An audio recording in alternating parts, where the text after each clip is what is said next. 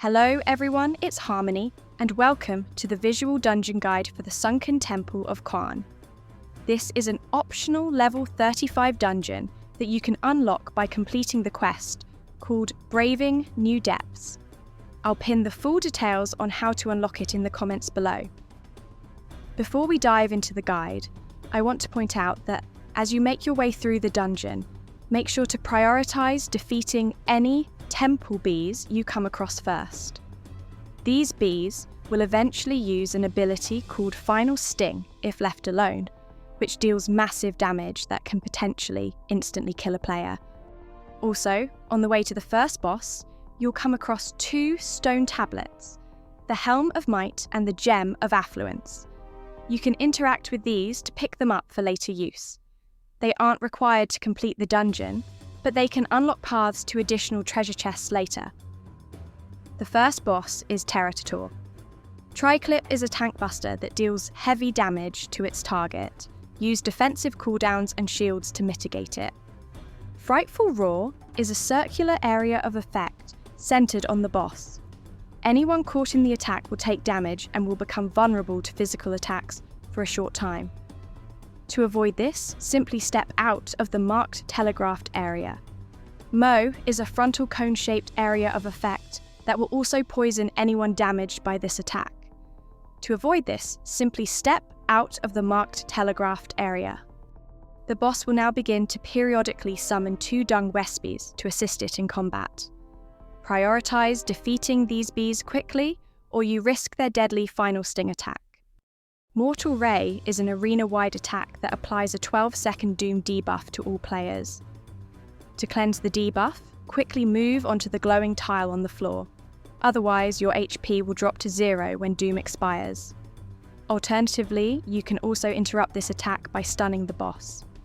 These mechanics will now repeat until the boss has been defeated. Eventually, you'll reach a large open area with only two avoirdupois enemies. Defeating these will cause the walls behind them to open, revealing hidden rooms. Inside these rooms, you'll find the final two stone tablets, the Fruit of Knowledge and the Flame of Magic. The second boss is the Temple Guardian. Your first priority should be destroying the Golem Soulstone before focusing on the boss itself. While the Soulstone is active, the Guardian takes massively reduced damage from all attacks.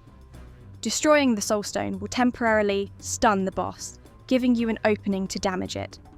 The Temple Guardian will periodically repair its shattered Soulstone, so stay alert and make sure to always focus the new stone. Boulder Clap is a frontal, cone-shaped area of effect. To avoid this, simply step out of the marked telegraphed area. True Grit is another frontal cone-shaped area of effect that will also blind anyone damaged by this attack. To avoid this, simply step out of the marked telegraphed area. The boss will now begin turning to face a random player before using Rock Slide, a frontal linear area of effect attack. To avoid this, simply step out of the marked telegraphed area. Stone Skull targets a random player, dealing instant damage while also knocking them back and briefly stunning them. Obliterate is a group-wide attack that deals unavoidable damage to all party members. These mechanics will now repeat until the boss has been defeated. You'll eventually reach another avoirdupois at the bottom of a staircase. This is where the hidden treasure can be unlocked by correctly solving the puzzles. Place the tablets you've collected into their matching stone pedestals. The left pedestal requires the Helm of Might, while the right requires the Gem of Affluence. At the top of the stairs, you'll encounter another avoirdupois and two more pedestals. The left pedestal requires the Flame of Magic, and the right requires the Fruit of Knowledge. Be careful. If you fail any of these puzzles, the doors will remain locked, and a small group of enemies will be summoned. The final puzzle lies straight ahead.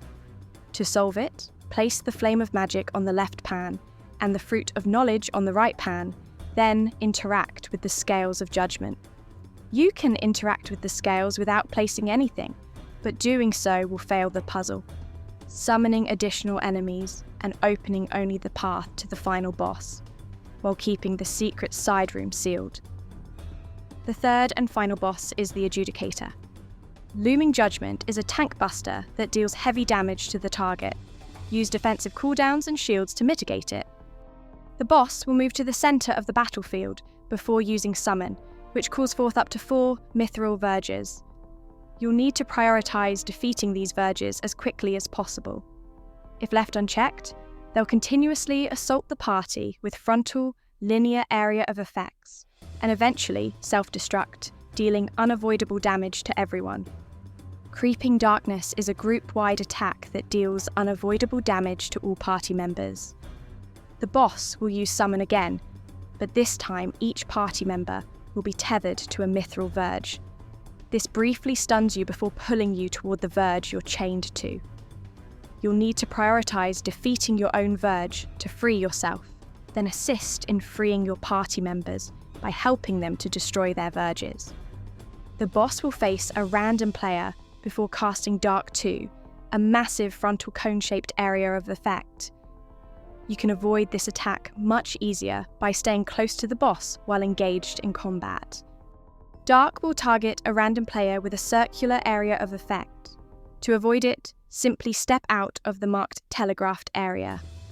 These mechanics will now repeat until the boss has been defeated. Thank you for watching.